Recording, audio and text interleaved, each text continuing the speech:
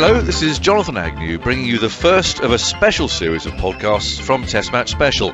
Over the years, we've been fortunate to work with some of the best broadcasters in the world.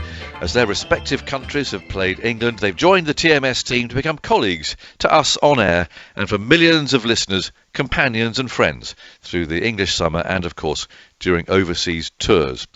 We may know all their iconic moments of commentary and huge contributions to Test Match Special, but how much do we know about how they got on our airwaves and how their love of cricket began? Well, during the pandemic, we haven't been able to hear much from some of these great friends, but now's our chance. Where else can we start than with our old adversary from Australia, Jim Maxwell, who's been a regular on Test Match Special for nearly 40 years and is one of our most popular commentators. Well, I'll give him a call at home in Sydney to see how he's getting on.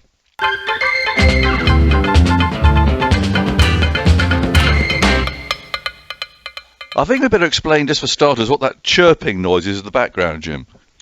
Ah, yes. Well, that's Marjorie and Albert, our two budgies, who are in a cage about 20 feet away. So if you hear them say anything, they're probably getting annoyed with me for talking too loudly. They're not going to get amorous, are they?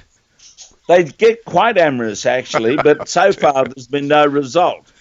Unlike Virat Kohli's marriage, there's nothing imminent at this stage. But you never know. If it happens, we'll have a few more mouths to feed. But isn't it funny that here we are, we broadcast so much from our homes now. I'm surrounded by spaniels and you've got your budgies in the background as well. It's great. If people only knew. Well, they do now. Well, they do. I mean, how many spaniels have you got there now? We're on 3, yes. So they're all lying around here. Only occasionally they get excitable, but generally they're just lying restfully, listening to us chatting away on these lovely old times. Wait, when did you play cricket, Jim? I've never really got that out of you before.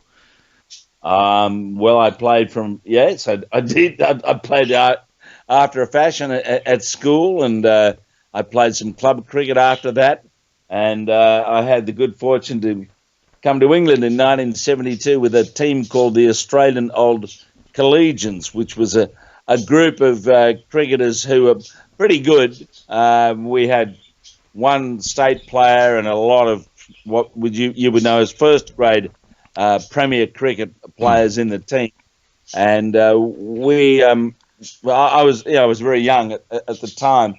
And it was a purely amateur thing, organised by this organisation called the Australian Old Collegians. And it was the last of their world tours, as it turned out. We were away for about 3.5, 4 months. We played 90 games. We played in Honolulu, America, Canada, Bermuda. Wow. We were based in London for a while and then travelled around. And we ended up playing cricket in Geneva, would you believe?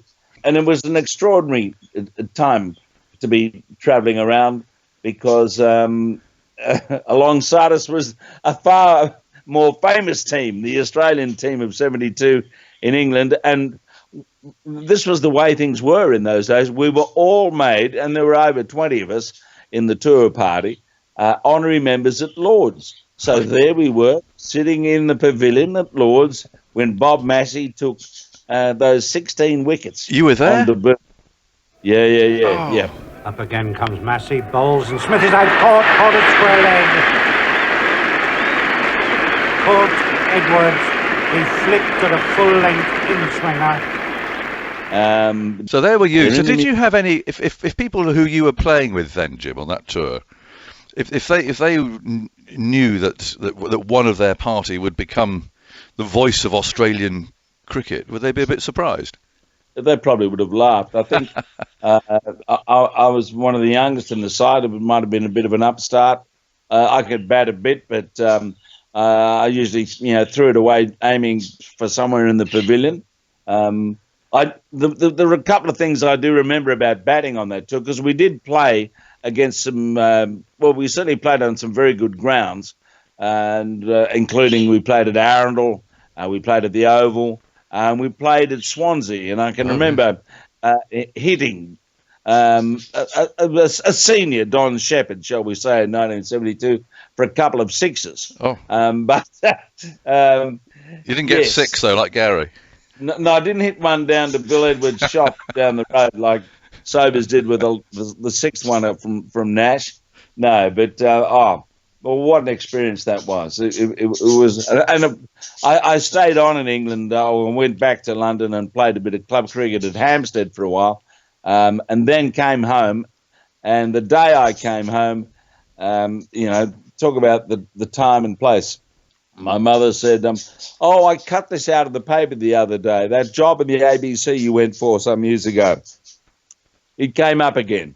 No. So I was, in September 1972, I applied for the job, and by I think April of 1st, funnily enough, the next year I was starting my job as a specialist trainee sport in the ABC. Based on what experience, Jim? Why did they take you on, do you think?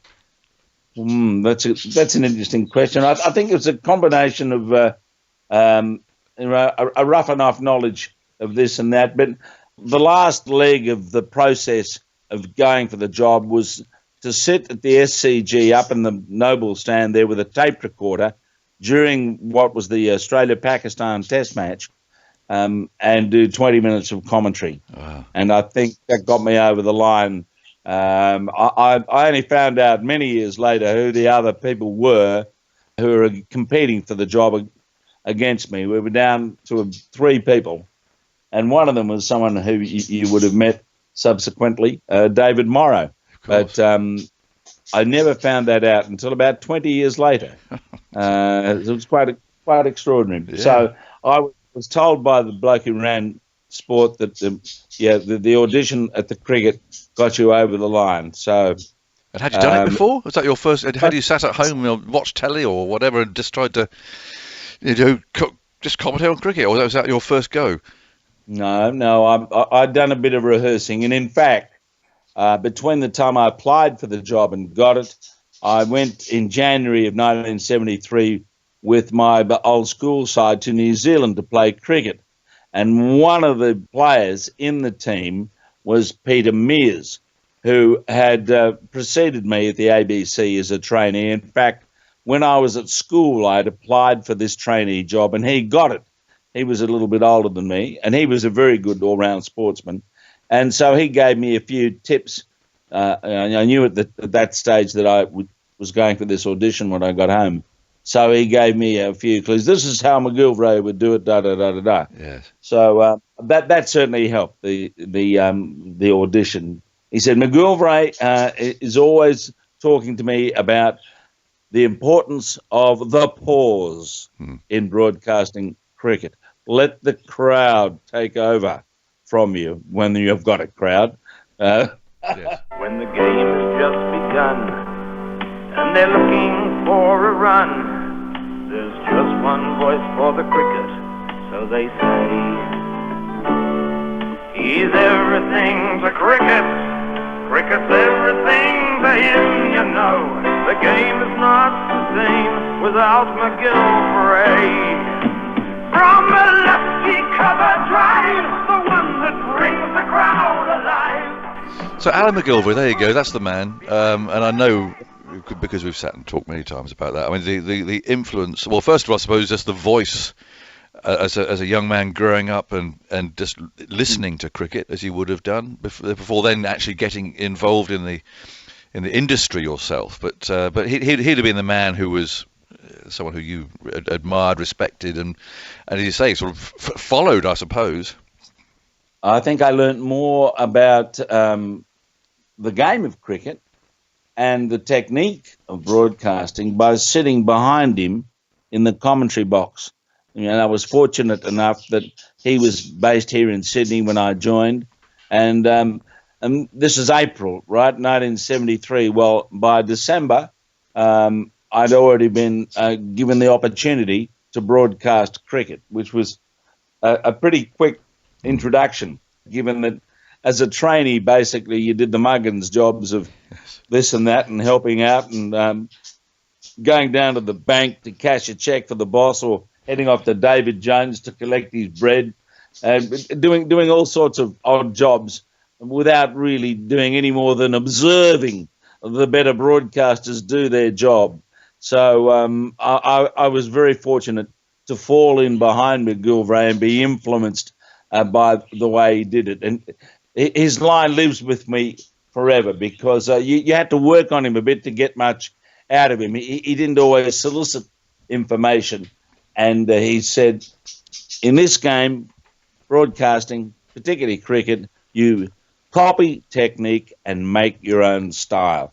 So that's kind of lived with me. And he did have a very good technique.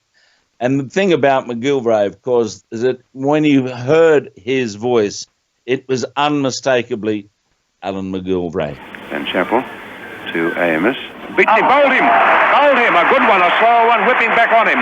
He may have touched it. I don't think so. I think it came straight through. It was either a touch or the bat or the pad, but it went in, and that was the important thing.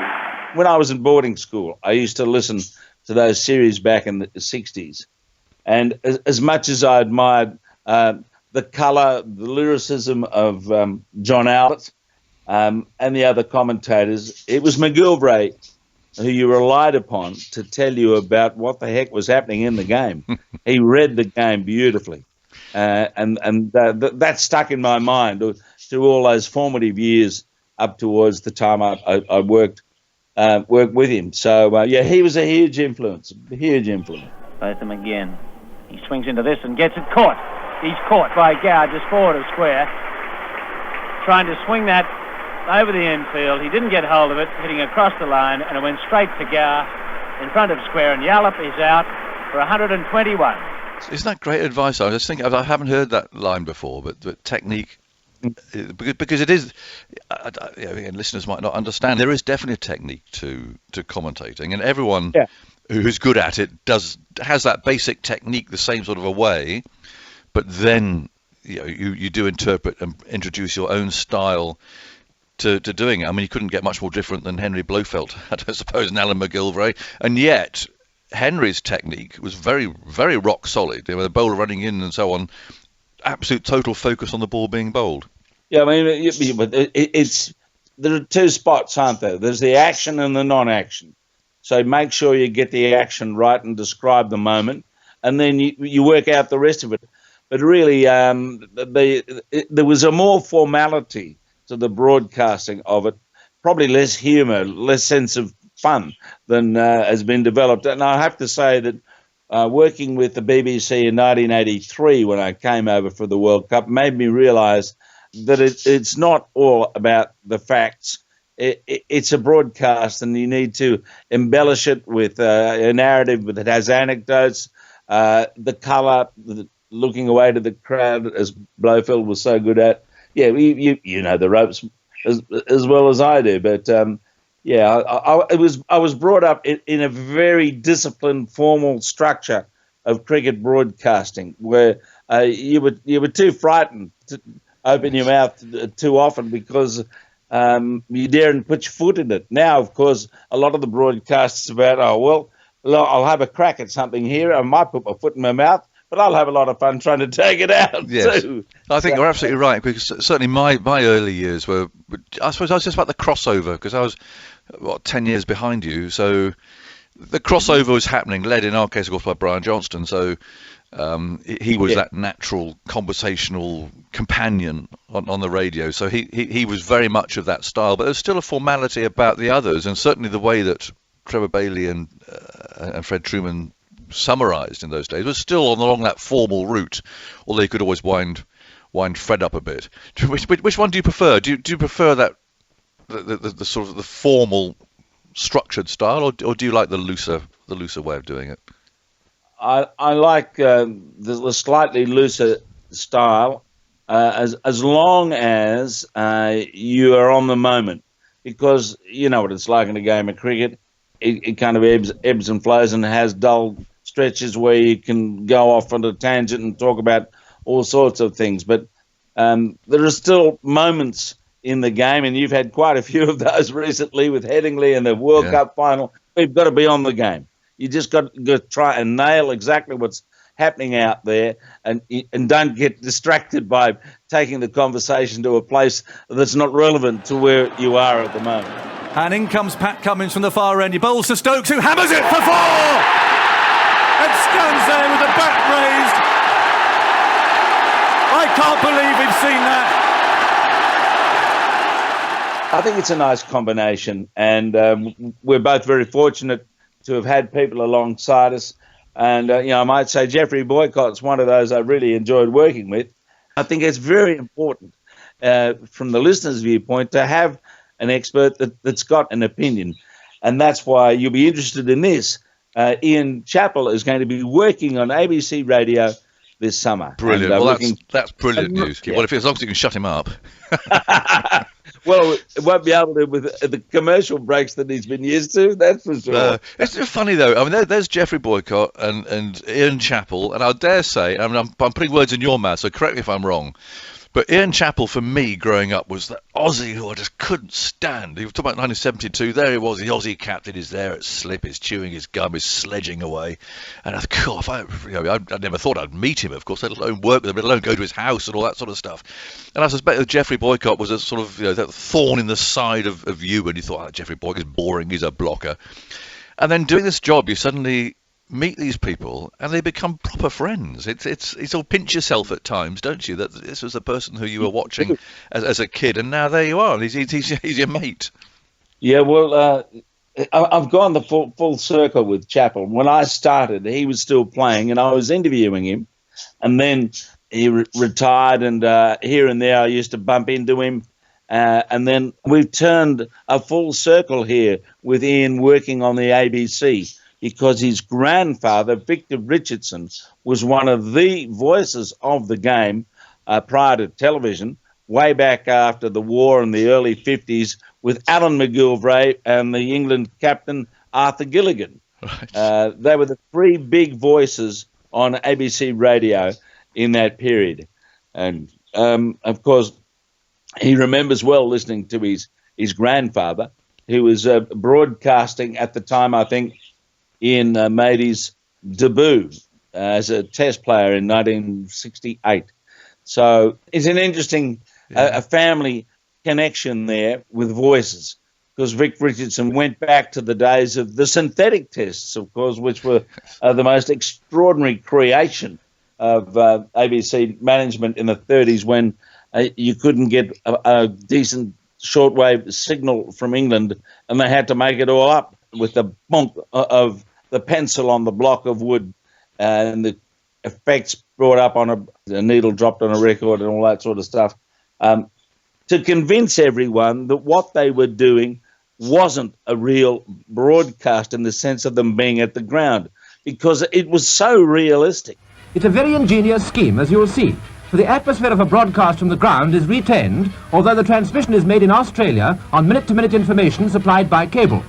And you'll be amused by the use of the commentator's pencil to denote bat meeting ball at the right moment in his commentary. Ball into Bradman. It's a short ball. Bradman moves back and pulls fiercely past square leg. Hutton running round from deep fine leg has no chance. The ball goes under the ropes for another 4. That's 4 more to Bradman, taking his score to 97. A typical Bradman shot, giving the fieldsman no chance of saving a boundary. All they'd get was a bit of paper which said B4F. And then they had to work out from that how Bradman hit a 4 of Farnes, that sort of thing. And they just created it all. So the imagination that those chaps had to pull it together was quite extraordinary. It must have been exhausting, because it was during the night as well.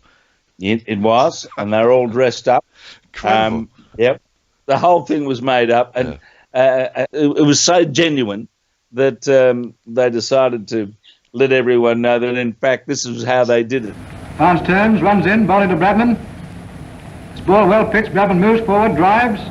Cotton at cover tries to cut it off, but is beaten by the pace of the ball, and it races away for another 4. Very ingenious, isn't it? I'll tell you what always really excites me, Jim, and I'll be interested on your thoughts of this working vice versa, if you like. Although it's slightly different, I'll explain why, but I love walking to that ABC box and commentating on ABC in Australia, because well, it's different. But the difference between the two is that because when I do that, I'm talking exclusively to Australia, or more or less anyway, and I sort of become a slightly different person. On the BBC, you're the correspondent, and you've got to try and be a little bit more serious, I suppose. But I love working on the ABC because you can just you lose all that, then you just go out there and have a bit of fun. And I wonder how you find TMS. The only difference is, of course, that the ABC does take our feed. So, but I do wonder if you're a slightly different animal on Test Match Special than you are when you're just at home commentating at MCG or SCG or something. Historically, working on Test Match Special, I think if I'm deeply analytical of the way I broadcast cricket, it changed me a lot. It made me realise that it is a game, and I had the confidence sitting alongside whoever it was to offer an opinion, to have an exchange in the way that I never did before, because I felt a little intimidated and overawed by, well, McGilvray to a large extent, but Lindsay Hassett. I mean, yes. it was tough working with him, not because he wasn't friendly, but because he played in an era I'd never seen. No.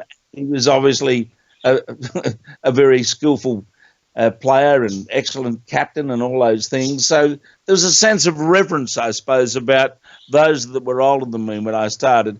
And as I grew in my confidence about doing the broadcast, I realised that I didn't have to be taking it seriously all the time. And the people who helped me enormously in that regard as time went on were, of course, Kerry O'Keefe, yes, and to an extent Peter Roebuck. But I think a more relaxed style came about because of the influence of Test Match Special. I'm going to get a little help. You want a bit of help? Yes, Yes, I'd please, love a Jim. bit of help, Jim. Yeah. Okay, we'll do a duet. It could be the last one of the series. We'll Come do on, a Jim. duet. This will be a unique duet. You ready? Okay. But radio for long wave listeners are leaving us briefly for the shipping forecast.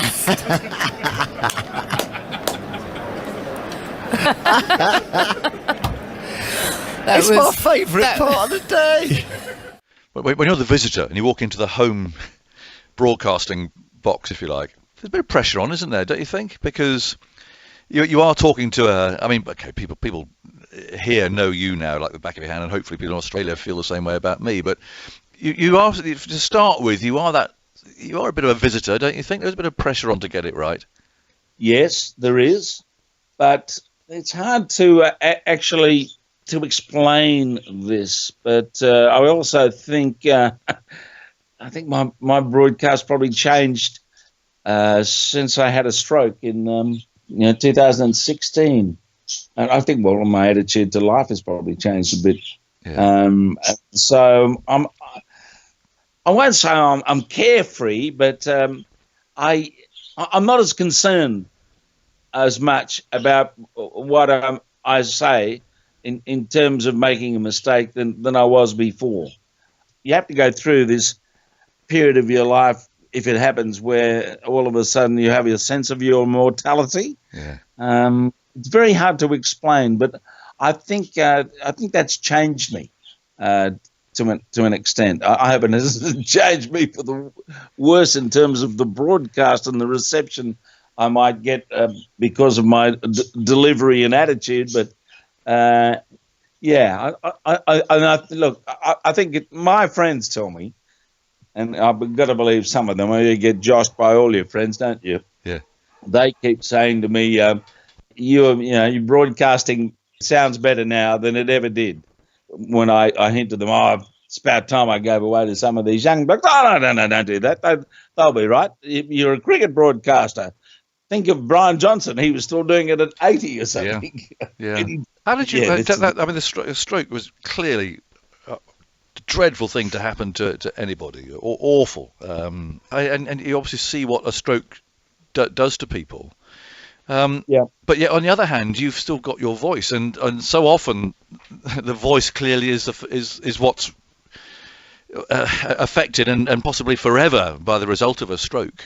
and yet you've still got you've still got your delivery. I mean, do you, on the one hand, clearly curse the ill fortune of having a stroke, which probably prevents you playing your golf now that you loved and so on, but you can still speak properly and you still sound just about the same old Jim. Hazelwood comes in. Overton's in. Oh, it's out. How is that? That's LBW. out. He's reviewing it though. Overton's going to review it, so this game is not all over yet. It's missed the edge of the bat, and if it's clipping the bails, that'll be enough for Australia to have taken this final wicket. We're looking at the buttons now, and it's out, and it's all over. Australia have won this game by 185 runs. They're all hugger-mugger out there, delighted to have retained the Ashes and what has been an extraordinary campaign. Yeah, well, it's given me a sort of a sense of purpose, I suppose. The fact that I've been able to keep doing what I've done for so long. So I've been fortunate in that regard. I went to a speech therapist while I was in rehab from the stroke. And after about 4 or 5 sessions, she said, well, I can't do any more for you. I'll have to move on to the next patient because as far as I can see, no matter what tricks I try and play to make you trip up and make a mistake, I'm not going anywhere. So that was very encouraging, I have to say. But it's, I don't know, it's rejuvenated me in some way, having had that experience, even though, I still have the legacy of a lack of movement on my right side, and I'm trying to play golf, but it's a little bit of a struggle. But like so many things that can happen to you, you think, well, it could have been worse. Yeah. Here I am. I can do what I'm able to do, and carry on. So I'm very fortunate in that regard when I think about the alternative to it at the time, because it was a pretty rough moment. And it was actually while I was broadcasting that I had the stroke, which was kind of, for what it's worth, makes it even more memorable as something that happens in your life that is a sort of trigger point or whatever. So, look, I'm very fortunate. I'll tell you something else that has definitely injected some perkiness into you, Jim, and that is your partner, Jen, who, I mean, she, what a character, and again, what a time, I suppose, in your life for her to appear, but I mean, lovely memories of her here in the house, fortified by a Chardonnay or two, I suppose, singing Kate Bush, which is not an easy thing to do, but I mean, she's really lifted your life too, hasn't she? She's been massively inspiring, and if anyone had seen her at our famous wedding, which was held at the SCG, and she sang, again, this is getting very self-indulgent, she sang Simply the Best rather than the speech.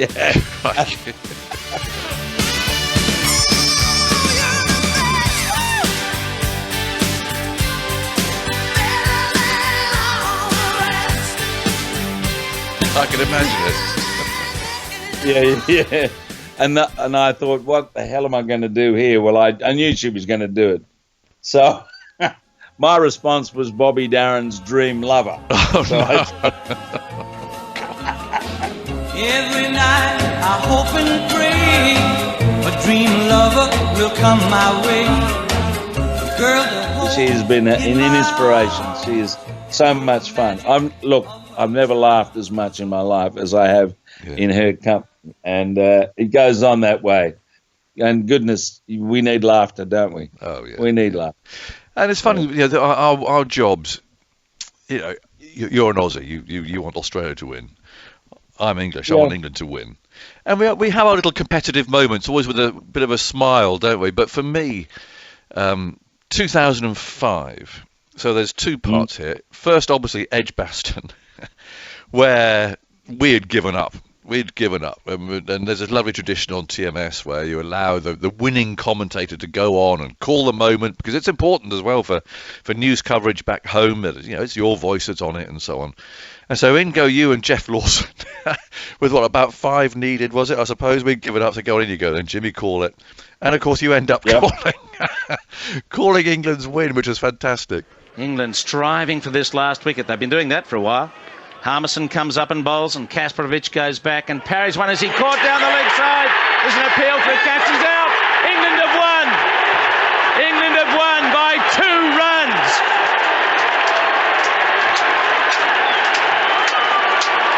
Wow, what a finish. What an incredible Test match. That is astonishing stuff. Yeah, that was quite a moment. I can still see Brett Lee smearing the ball to deep cover, the winning shot. Yeah. But it was cut off, I think, just inside the boundary, and they took 1.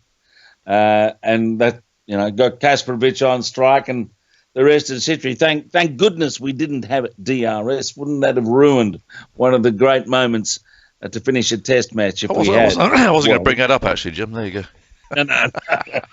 2005, I remember at the end of it all, and you lived that series and you knew how massive it was for English cricket, actually, and the Ashes and all of those, that much bigger picture that there was. And yet I know you loved that series, although Australia lost it, of course. But I just remember the last day at the Oval, we both were on our wireless microphones. I was in the Oval Pavilion interviewing the great and the good down there, the Bedsers and John Major and everything else, and you were up the other end chatting away and stuff. We sort of gravitated right to the middle as the programme came to an end. Do you remember? And you and I stood there on the square agreeing that we'd probably never see anything quite like this again. That was the most extraordinary series. I mean, when you look back over the history of these series, you have to say that the trigger point for the great change of momentum and anticipation about the contest of the Ashes was when Glenn McGrath trod on that ball before the Edgbaston Test match, because that was the moment that changed the series, wasn't it? And from there on, despite Warne's heroics, I mean, he took 40 wickets in the series on the losing side, and that's another story that comes to mind. You know, well, the ego of Billy Bowden, right? Oh, yeah. So we were staying at the Dolphin near the Oval, walking there. And I walked with him on the second day. And I thought as we went, I might just jolly him up a bit. So I said at some point of our 20-minute walk, I said, first day's play there, Billy, yesterday, how do you reckon you win? I mean, if you were marking yourself out of 10, how many would you give yourself? I suppose 7. So he was obviously thinking I'm going to pick him up on something. He said, well, yeah, I suppose so. But you do know that at one point during the day, you gave Warney a 7-ball over. He said, oh, you sure? I said, no, you're not going to score, but it was 7. And we walked on a bit further, and I could see he was a little bit disturbed by this. So I said, but don't worry, Billy, because back at Edgbaston, you gave him a 5-baller, so you're even. Poor Billy. That would have wound him up, wouldn't he? It's one bug you had to wind up. Yeah. Yes. But it's wonderful that you do.